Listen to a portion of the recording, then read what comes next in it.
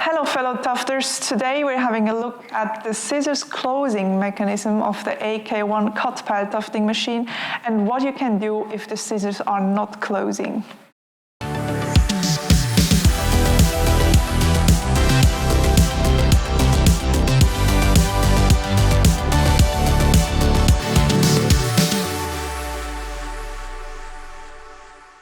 So as you can see, I removed this top part of the tufting machine.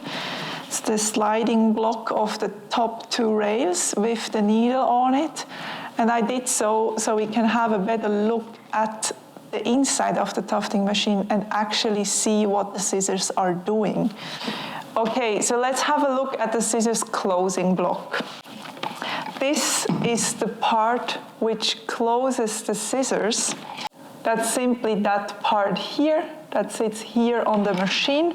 And because the most interesting part is actually covered here by the handle, I took apart this and this so I can show it properly.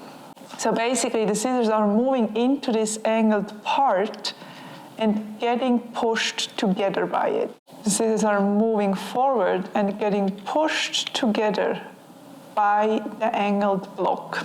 The most problematic part with the scissors closer is actually not when the scissors are not closing, but when they're closing too early. This would happen if the scissors closer is too far back, and then your gear would not be able to rotate freely anymore. So I prepared this machine with the scissors closer fully to the back, but the pile height actually not on the smallest setting. The scissors are now actually closed, but the scissors are not at the front yet. And you can see that there is a bump in this. So the gear is not, here it's rotating freely, and here I really have to push it, and it's like crossing a border. We never want that to happen. You can even misadjust it that far that you're not able to rotate the gear anymore, and this is really not good for the parts of the tufting machine. We always want the gear to move freely without any hiccups. So we always want the scissors to close when they're at their outmost point. This is the case when the bearing down here is parallel to the rails of the sliding blocks. So we're going to have it not like that and the scissors are closing, or like that, but really just nicely aligned with the whole machine. If your scissors closer is placed at the outmost point where it can go and your gear is still not rotating smoothly, you overstepped some measurements while adjusting the pile height. Either you made the bearing down here too low, or you adjusted it to a pile height which you can actually not tuft. If you have this problem, please refer to our pile height adjusting tutorial. So let me show you an easy way to adjust the scissors closing block nicely and easily. You're gonna need your middle Allen key from the set that comes with the machine for this. So I now bring the scissors to their outmost point. I press the machine against my body and hold it with my left hand on the white gear and make sure the scissors stay where they are at the outmost point. I hold it tight here. I have my middle-sized Allen key in my right hand, and now I want to push back the scissors closing block so the scissors are closing. Don't forget to hold tight on the white gear when you do that. And once you reach that position where it closes nicely, you can tighten it with the Allen key.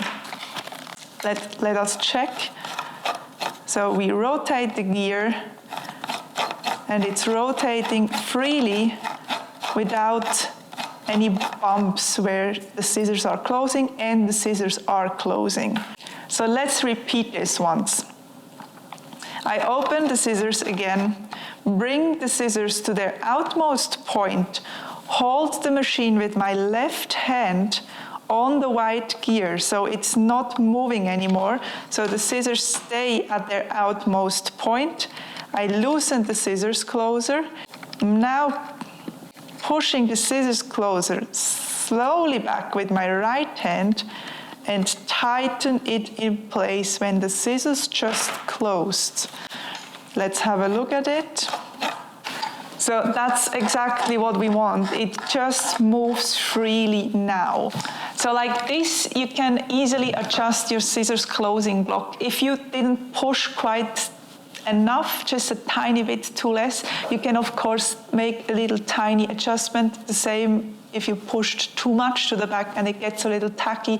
But this is a very nice way to get to the point where things should be happening. And of course, it can swift like a 0.5 millimeter there or so. So you get a feeling for it, and I think that's the most important part, that we are not going on measurements, because measurements can vary all over the machine, and we should really get a feeling of the machine and how it works and understand how it works, and therefore be able to adjust it properly. I hope this tutorial was helpful for you. If you have any more questions, don't hesitate to leave us a comment below. If you like the video, you maybe want to leave a like, and don't forget to subscribe our channel to stay up to date on everything tufting related. Bye!